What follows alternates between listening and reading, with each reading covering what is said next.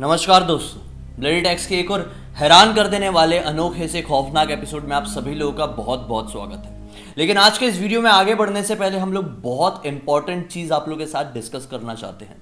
दोस्तों, आप लोग बहुत अच्छे से जानते हैं कि हमने जब से अपने चैनल की शुरुआत की है तब से हम लोग क्या करते हैं कि आप लोगों की कहानी लोगों तक पहुंचाते हैं। हम एक जरिया बनते हैं। अगर आप लोग अपनी कहानी के द्वारा किसी को मनोरंजन देना चाहते हैं, कोई बात लोगों तक पहुंचाना चाहते हैं, तो हम अपने वीडियो के जरिए वो आपकी कहानी लोगों तक पहुंचाते हैं, लोगों को सुनाते हैं। लेकिन इसी दौरान इसी सारी चीजों में अगर कुछ ऐसे लोग आ जाते हैं जो किसी तरह की भी दुश्मनी कह लो या गुस्सा कह लो या खुन्नस कह लो, जेलसी कह लो, कुछ भी कह लो, वो निकालने के लिए हमारे इंस्टाग्राम में आते हैं, हमें एक कहानी लिख के भेजते हैं, हम उस कहानी का वीडियो भी बना देते हैं और उसके बाद वो हमें फ्लैग देते हैं। मतलब कि प्राइवेसी वॉयलेशन के लिए हमारे जो YouTube वीडियो में उन लोग एक फॉर्म अप्लाई कर देते हैं, मतलब अपील कर देते हैं। तो इससे हमको बहुत ज़्यादा प्रॉब्लम हो जाती है। कई बार ये सारी चीज़ें एक क्रिएटर के लिए बहुत बड़ी बड़ी मुसीबत खड़ी कर देती है। वही तो, क्योंकि कितनी बार हमको लोग बोलते हैं कि आप हमारे वीडियोस नहीं देखते, स्टोरीज नहीं पढ़ते, वीडियोस नहीं बनाते। वो लोग रिक्वेस्ट करते हैं कि प्लीज़ आप हमारा नाम लो अपने वीडियो में। और कुछ लोग ऐसे करेंगे, मतलब कि आप बोलते हो नाम लो, वीडियो बनाओ, उसके बाद आप बाद में बोल रहे हो कि रिमूव दिस वीडियो, ऐसे आप मेरा वीडियो डिलीट करो। ऐसा थोड़ी होता है कि हमारे चैनल पर हम वीडियो डालें तो हम डिलीट क्यों करें। मैं शॉर्टकट में समझाता हूँ, बहुत सारे लोगों को समझा नहीं होगा। अभी कुछ दिन पहले की बात है, हमने एक वीडियो, जिया ने इनफैक्ट एक वीडियो बनाई। हाँ। वो वीडियो में जिस बंदे की ये कहानी थी उसने क्लियर बोला था कि मेरा नाम लेके बोलना उस कहानी में। तो उसका नाम लेके जिया ने, जैसा कि हम लोग हमेशा करते हैं, लोगों का नाम लेके ही बनाते हैं, नाम लेके वीडियो बना दी। वीडियो बनाने के बाद क्या हुआ, उसका इंस्टाग्राम में मैसेज भी आया कि thank you so much for making the video, मेरे कमेंट को पिन करो अपने उस वीडियो में। हाँ। तो शायद जिया नहीं देख पाई वो कमेंट, तो शायद उसको इस बात का गुस्सा आ गया, ईगो हर्ट हुआ होगा, ईगो हर्ट हुआ कि मेरे मैसेज को कैसे नहीं देखा गया। उसने प्राइवेसी वॉयलेशन का जो अपील होती है वो हमारे उस वीडियो में दे दिया। मतलब उस वीडियो में उसने प्राइवेसी वॉयलेशन क्या होता है कि अगर किसी भी बंदे का नाम यूज कर रहे हैं, उसकी सिटी का नाम यूज कर रहे हैं, कुछ भी हम यूज कर रहे हैं, तो प्राइवेसी वॉयलेशन दे सकता है। फिर यूट्यूब चेक करता है, मैनुअली चेक करता है। मतलब YouTube से कोई बंदा होगा जो चेक करेगा और उसको सही में कोई प्रॉब्लम लगती है तो वो वीडियो डिलीट हो सकता है। सही बात। भले ही इससे कोई स्ट्राइक वगैरह एक क्रिएटर को नहीं मिलती है, लेकिन जो हमारा जो कॉन्फिडेंस है ना वो डाउन होता है। क्योंकि आपके हर एक कमेंट को हम इतना प्यार देते हैं। पर्सनली मैं हर कमेंट का रिप्लाई करती हूँ मैं, और हम लोग इतना आपको प्यार कर रहे हो, आप ऐसे मतलब करोगे हमारे साथ तो हमको अच्छा नहीं लगेगा। अगर आपको कोई कहानी हाँ। लोगों तक पहुंचानी ही नहीं है तो मत लिख के भेजो। तो लिख के मत भेजो ना, आप एंजॉय करो। इतना आप खुद मेहनत कर रहे हो लिखने के बाद, हाँ। और फिर उसके ऊपर आप बोलते हो कि इसका वीडियो बनाओ, बार बार बोलते हो, और हम वीडियो बनाते हैं तो आप पता नहीं किस बात की खुन्नस निकालने के लिए उसमें प्राइवेसी वॉयलेशन की अपील कर देते हो। तो इतनी चीज समझ में ही नहीं आएगी ना। ऐसे में कुछ लोग होते हैं ऐसे जिनको हर एक इंसान से प्रॉब्लम होती है, खुद के लाइफ में खुद अच्छा कुछ नहीं करना चाहते हैं, मेहनत नहीं करना चाहते लाइफ में, लेकिन कोई और अच्छा कुछ कर रहा है तो उसको जेलसी होगी और फिर उसके अंदर उंगली करेगा ही करेगा। देखो, हम अच्छा कर रहे हैं या बुरा कर रहे हैं वो हमें नहीं मालूम, लेकिन हम एक चीज कर रहे हैं, लोगों को एंटरटेनमेंट दे रहे हैं। और हम क्या बिगाड़ रहे हैं किसी का?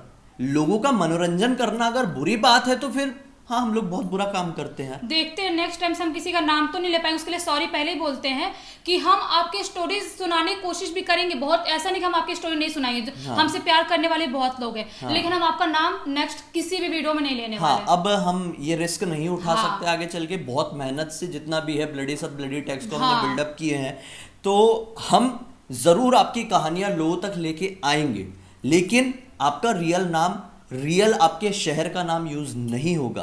अगर आप ये कंडीशन में रेडी हैं, आप फिर भी बस अपने एक प्यार के लिए, हमारे एक बॉन्डिंग के लिए हमें कहानी लिखकर भेजना चाहते हैं, बस एक मनोरंजन और शौक के लिए लिखना चाहते हैं, तो लिख के भेज सकते हैं। हम खुशी खुशी उसे अपने वीडियो तक लेकर जरूर आएंगे, लेकिन एक अलग नाम के साथ। खैर, ये तो हो गई वो इन्फॉर्मेशन जो आज के लिए आपको देना बहुत ज्यादा इंपॉर्टेंट था। अब आज बढ़ते हैं आज की खौफनाक कहानी के साथ। ये खौफनाक कहानी की शुरुआत आज से 80 साल पहले हुई थी। जयपुर एक सिटी है, सबको पता होगा, मुझे एक्सप्लेन करने की जरूरत नहीं है। जयपुर में रहने वाले एक मिस्टर चौधरी नाम के आदमी के साथ, इसका पूरा नाम बेशक हम लोग यूज नहीं करेंगे। हाँ। तो मिस्टर चौधरी अपने जयपुर में लैविश जिंदगी बहुत अच्छे से बिता रहे थे। इनके दो शौक बहुत अच्छे से थे। एक शौक अच्छे अच्छे कपड़े खरीदना और दूसरा शौक हिल स्टेशन में घूमने के लिए जाना। शिमला, मनाली, मसूरी, पंचगनी, महाबलेश्वर, मतलब हर एक हिल स्टेशन इन्होंने अपनी जिंदगी में घूम चुके थे। लेकिन इन्हीं हिल स्टेशन में से एक हिल स्टेशन जिसका नाम था पंचगनी, इनको बहुत डिफरेंट लगा। महाराष्ट्र में ही है, महाबलेश्वर के पास। मैं तो गया नहीं हूँ, कहीं महाबलेश्वर के आजू बाजू है। महाबलेश्वर ही को तो नहीं बोलते, मुझे मालूम नहीं है, लेकिन हाँ इन्हें बहुत ज्यादा पसंद आया, बहुत पसंद आया। तो इन्हें डिसाइड कर लिया कि मैं यहाँ पर यार जब भी मुझे मौका मिलेगा यहीं पर विजिट करूंगा। क्या होता है, ये बात आज से ठीक 80 साल पहले की है। ये ना अपनी अच्छी खासी जॉब कर रहे थे जयपुर में, किसी तरह की कोई परेशानी नहीं होती थी। ठंड में ये बढ़िया वहां पे टाइम बिताते थे, लेकिन गर्मी वाला टाइम आता था तो इनको भागना होता था। और भागने के लिए इनको एक बहाना मिल जाता था कि मेरी तबीयत खराब है। ये जिस किसी भी कंपनी में जॉब करते थे ना, वहां पे इनकी अच्छी खासी रेपुटेशन थी, अच्छी खासी पोस्ट थी, लेकिन छुट्टी लेने के लिए भी तो अपने बॉस से बात करनी होती। तो ये बॉस को हमेशा यही बोलते हर गर्मी में कि मेरी तबीयत खराब हो गई है और मुझे थोड़े दिन का रेस्ट चाहिए। तो इस बार बॉस नोटिस कर रहे थे कि पिछले 10 साल से इसकी हर गर्मी में तबीयत क्यों खराब हो जाती है। कोई बड़ी परेशानी तो नहीं है, एक काम करो तुम अपना इलाज कराओ और 10 दिन का और ऊपर से रेस्ट करो। तो ये मनी मन खुश, बोले अरे ये तो सोने पे सुहागा हो गया कि अब तो मैं पंचगनी के बाद शिमला भी निकल जाऊं घूमने के लिए। लेकिन ये नहीं जानते थे कि इनकी इस बार की इस ट्रिप में कुछ अलग, कुछ बहुत ही ज्यादा दुनिया बदल देने वाला इनके साथ घटने वाला था। क्या घटा मैं आप लोगों को ध्यान से बताता हूं, आप भी ध्यान से सुनना। ये जैसे ही अपनी छुट्टी उट्टी जबकि भी लिए थे, डिसाइड किए थे जिस डेट को, उस डेट को वो निकले, पंचगनी पहुंचे।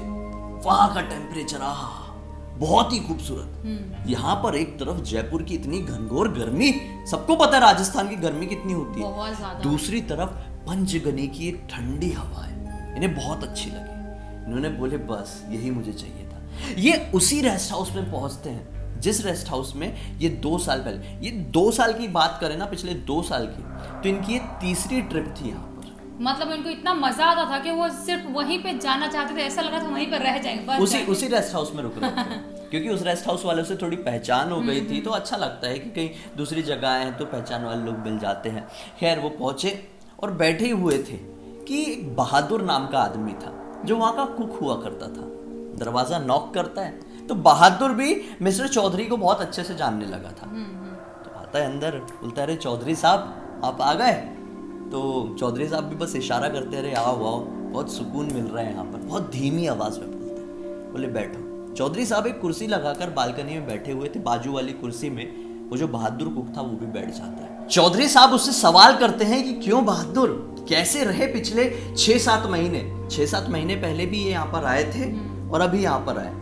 तो बहादुर ने एक अलग से स्माइल लिए, बोला कि साहब ठीक ठाक ही थे। ये हंसने लगे, बोले मुझे पता था कि तुम यही जवाब दोगे क्योंकि तुम यही जवाब मुझे हमेशा देते हो। लेकिन खैर कोई बात नहीं, मुझे ये बताओ कि कुछ डिफरेंट हुआ क्या इस जगह पर? कुछ डिफरेंट, मुझे जानने में बहुत ज़्यादा इंटरेस्ट है। इसे कुछ याद नहीं आता, बोलता है साहब ऐसा कुछ तो हुआ नहीं है। दोनों मिलके ना बाहर जो सीनरी थी खूबसूरत, जंगल, वहां देखने लगते। ठीक 2 मिनट बाद बहादुर को कुछ याद आता है। अभी तक ये दोनों शांत थे, होता है ना कई बार मिलने के बाद शांत हो जाते हैं, माहौल बहुत अच्छा था, सुहाना था।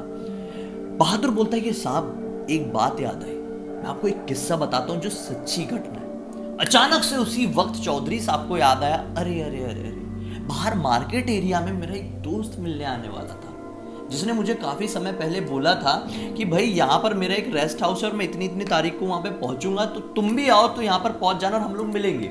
और ये बहुत टाइम बाद उससे मिलने वाले थे। उस समय मोबाइल तो होता नहीं था, तो ऐसे ही कम्युनिकेशन चलता था, लेटर वेटर लिख के, तार वगैरह लिख के। तो खैर ये बोलते हैं बहादुर से कि देखो बहादुर, मैं अभी बात नहीं कर पाऊंगा, एक काम करता हूँ मैं निकल रहा हूँ, तुम ना सीधे शाम को जब मैं सोने वाला हूँ रात के वक्त, मतलब मेरे लिए चाय लेके जाना। इनकी आदत थी कि डिनर के बाद चाय पीते थे और फिर सोने के लिए जाते थे। तो बहादुर बोलता है ठीक है, निकल गए, मिले जुले, रात हो गई, खाए पिए, बहुत थकान हो गई, पेट भर के खा लिए। अब आए, थोड़ी सी किताब पढ़ी, इतने में बहादुर ने फिर से दरवाजा नॉक किया। रात के तकरीबन 12:30 बज रहे थे। बहादुर चाय लेके आया, बोले साहब, तो ये बोलते नहीं यार आज हिम्मत नहीं हो रही, आज वापस लेके जाओ, एक काम करना सुबह 5 बजे लेके आ जाना। बहादुर बोलता है ठीक है मैं ले जाता हूँ। ये अपनी जो बुक पढ़ाई कर रहे थे, बुक को बंद करते हैं और सोने के लिए चले जाते हैं। सोए हुए 15 मिनट हुए थे, इन्हें एक सपना दिखाई देता है। इस सपने में दिखाई देती है उन्हें एक औरत नहीं, लड़की दिखाई देती है जिसकी उम्र यही कोई 16-17 साल की रही होगी, और वो जोर जोर से रो रही थी, भाग रही थी, किसी से बचने की कोशिश कर रही थी। सपने में उन्हें केवल इतना ही दिखाई दिया। वो बहुत ज्यादा कंफ्यूज हुए कि ये क्या सपना था यार, ये लड़की कौन थी, ये रो क्यों रही थी, ये भाग क्यों रही थी, किससे बच रही थी। ये घबराहट के मारे इनकी नींद खुल गई। नींद खुली तो देखे सब कुछ नॉर्मल है, और अब सुबह का वक्त भी हो चुका है। बहादुर ने फिर से दरवाजा नॉक किया। सुबह के 5 बज चुके थे। बहादुर चाय लेकर आ गया था। इन्होंने बोले चाय नहीं पीऊंगा, मन अच्छा नहीं है, लेके जाओ। ये पूरे दिन वो घर के बाहर नहीं निकले, उसी रेस्ट हाउस में बैठे रहे। मतलब उनको वो सदमा लग गया जो भी हाँ, सपना मतलब देखा। क्या देखे उनको समझ में नहीं आता। ना जाने क्यों अंदर से कुछ खाया जा रहा था, वो क्या था इन्हें नहीं पता। रात हो जाती है, डिनर लेके बहादुर आता है। बहादुर बोलता है कि साहब आपको कोई परेशानी है क्या आज? बोलता है नहीं यार, मैं थकान तो कुछ महसूस नहीं कर रहा हूँ, लेकिन एक अंदरूनी जो एक घुटन है ना, वो मुझे आज बहुत ज़्यादा लगी हुई है। बहादुर बोलता है कोई नहीं साहब, होता है, तो आज खाना तो खा लीजिए। तो साहब बोलते नहीं, आज खाना भी खाने का मन नहीं, खाना लेके जाओ और सुबह फिर से वही 5 बजे चाय लेकर आ जाना। बहादुर एक स्माइल लेता है और निकल जाता है बाहर। अब कितना जिद करे, बड़े आदमी थे, बड़े आदमी से ऐसा जिद थोड़ी करेगा वो। अब वो सोने के लिए जाते ही अपना चादर वादर ठीक करते ही है, लैंप्स ऑफ करते ही है, ये अचानक से उन्हें सामने ना एक आकृति बनती हुई दिखाई देती है। उनके बेड के अपोजिट में बड़ा कमरा था, एक आकृति बनने लगती है। अपनी आंखें ठीक करते बोलते कहीं ये लाइट जो मैंने जस्ट बंद किया उसके विजन के कारण तो नहीं हो रहा है। हाँ। आंखों को ऐसे किए, देखे नहीं, अब आकृति बनते बनते इंसानी रूप ले ली थी, और ये लिटरली एक लड़की सामने आकर खड़ी हो गई। चौधरी साहब को समझ में नहीं आया कि वो क्या रिएक्ट करे, ये सपना था या सच्चाई, इनको समझ में नहीं आ रहा था, क्योंकि सच्चाई में ऐसा शेप बनकर किसी का सामने आकर खड़े हो जाना ये पॉसिबल नहीं था। तो ये डरे नहीं, इनको लगा शायद ये सपना है। चौधरी साहब बोलते हैं कि कौन हो तुम? वो लड़की बोलती है कि मैं मंजू की आत्मा हूँ। ये सुनकर भी नहीं डरे, तो मनी मनी ये सोच रहे हैं कि मैं डर क्यों नहीं रहा हूं यार। उसने बोली कि मैं आत्मा हूं तो मैं डर क्यों नहीं रहा हूं। ये उसके चेहरे को ध्यान से देखे, अचानक से याद आया कि ये वही लड़की का चेहरा है जो पिछली रात को मेरे सपने में दिखाई दी थी, जो भाग रही थी, रो रही थी, तड़प रही थी, किसी से बचने की कोशिश कर रही थी। चौधरी साहब उसे देखकर बोलते हैं कि तुम यहाँ पर क्यों आई हो मेरे पास? वो बोलती है कि बदला लेने के लिए। बोलती कि अरे मैंने क्या किया तुम्हारा? बोलती है नहीं, आपने नहीं किया, किसी और ने मेरे साथ कुछ किया है, मुझे मारा है, मुझे मार कर इसी रेस्ट हाउस के बाजू वाले कमरे के जो बाथ टब है उसके नीचे गाड़ दिया है। मैं चाहती हूँ कि आप मेरा बदला लो, उसको मतलब मुझे जस्टिस दिलवाओ यार, मतलब उसको पूरी दुनिया के सामने लेकर आओ। चौधरी साहब ने बोले कैसी बात कर रही हो यार, तुम तो भूत हो, और भूत तो बहुत ताकतवर होते हैं। मैं क्या हूँ, नॉर्मल सा आदमी जिसे घूमने फिरने कपड़ों का शौक है, मैं कैसे तुम्हें इंसाफ दिला सकता हूँ? बोलती नहीं, आप दिला सकते हो, आपके अलावा कोई नहीं दिला सकता, और मेरे परिवार वाले आज तक ये मानते हैं कि मैं मरी नहीं हूँ, मैं किसी के साथ भाग गई हूँ, आप प्लीज मुझे जस्टिस दिलवाओ। अचानक से वो बोलते कि चलो यार तुम ये बताओ कि तुमको मारा किसने है? वो बोलती है माइकल ने। चौधरी साहब टेंशन में बोले माइकल? बोली हाँ, इसलिए तो मैं आपके पास आई। अब ये माइकल कौन?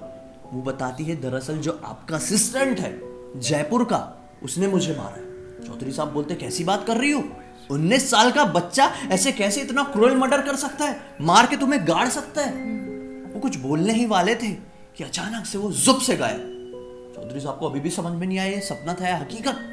जैसे तैसे करके ये अपने आप को जगाए रखने की कोशिश की, बोले सो जाऊंगा तो कुछ मरमुरा ना जाऊं, ये हो क्या गया मेरे साथ। दरवाजा नॉक हुआ, घबराए, घड़ी देखे 5 बज चुके। फिर से बहादुर चाय लेके आया, बोले नहीं मूड नहीं है। बहादुर टेंशन में बोले रोज सुबह 5 बजे चाय बुलाते, डेली चाय क्यों नहीं पीते? खैर ये तो अलग मैटर है। फिर बहादुर बोलते साहब आपकी लाइफ में चल क्या रहा है, मतलब आप चाह क्या रहे हो? इस बार आप बहुत बदले बदले से लग रहे हो। तो बहादुर को पूरी बात बता देते। बहादुर बोलता है साहब जो परसों की बात करें ना, मैं आपको जो बालकनी में बैठे बैठे कुछ बताने वाला था कि मुझे एक किस्सा याद आया था, मैं यही बताने वाला था। दरअसल इस इलाके का जो सब्जी वाला एक आदमी है, उसकी बेटी थी मंजू, जिसकी उम्र कहीं 16-17 साल के आसपास की रही होगी। एक दिन वो अपनी सब्जी का जो बाहर ऐसा लगाते ना टोकरी, वो लगाई थी और रात के वक्त घर पर लौट रही थी, तो फिर वो घर पे लौटी ही नहीं, मतलब गायब ही हो गई। तब उन्हें याद आया कि अरे 2 महीने पहले तो मैंने अपने असिस्टेंट माइकल को छुट्टी दिया था ये बोलकर कि जा थोड़ा घूम के आ, तो माइकल ने बोला था मैं पंचगनी घूमने के लिए जा रहा हूँ। तो इनको समझ में आया कि शायद उस रात को ये भी वहीं पर होगा, और वो जब सब्जी वब्जी बेचकर घर जाने लगी होगी तो उसने उसको घसीट लिया होगा और मार वार के इस रेस्ट हाउस के वो टब के नीचे गाड़ दिया। बहुत क्रूएल था, कैसे किया ये नहीं मालूम, लेकिन उसने किया था। अब चौधरी साहब को इतना समझ में आ रहा था कि उस मासूम लड़की को जस्टिस दिलवाना है। चौधरी साहब अगले दिन उठकर एफआईआर कर देते हैं पास के एक पुलिस थाने में।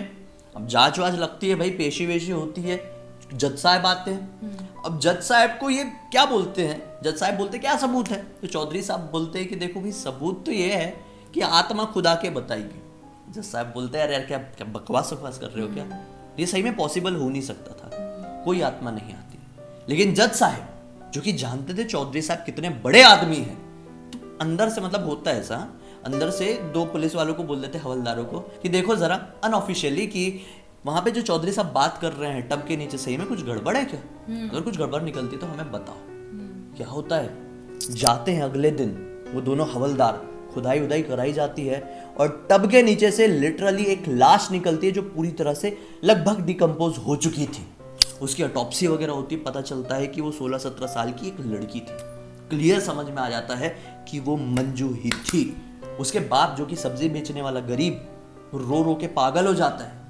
ये भी आया था, आया ही था ना, माइकल का नाम घसीटा गया था, तो माइकल ने भी अभी एक्सेप्ट कर लिया। तब से लेकर आज तक, मतलब आज से 10 साल पहले तक उस रेस्ट हाउस में कोई रुकने नहीं जा पाया, किसी की हिम्मत नहीं हुई कि वहां पर रुके, क्योंकि इतना क्रूएल मर्डर वहां से निकला।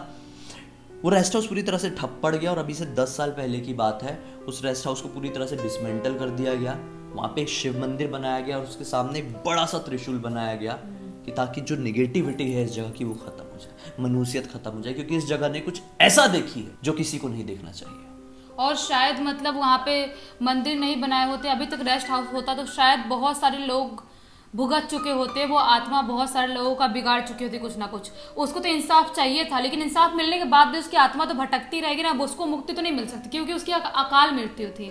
खैर क्या क्या हो जाता है यार इस दुनिया में, बहुत ही ज्यादा डरा देने वाला। और हमें मतलब ये कहानी तो मुझे सहम गया मैं ये कहानी सुन के यार, मुझे अच्छे से नींद नहीं आएगी। सही बहुत अलग, बहुत डिफरेंट लेवल की स्टोरी थी। लोग मतलब किस किस हद तक चले जाते हैं, मतलब क्या क्या करते, किस तरह के क्राइम करते हैं यार लोग, और ऐसा सच में घट जाता है, फिर एक आत्मा इंसाफ मांगने के लिए आती है। खैर करते हैं।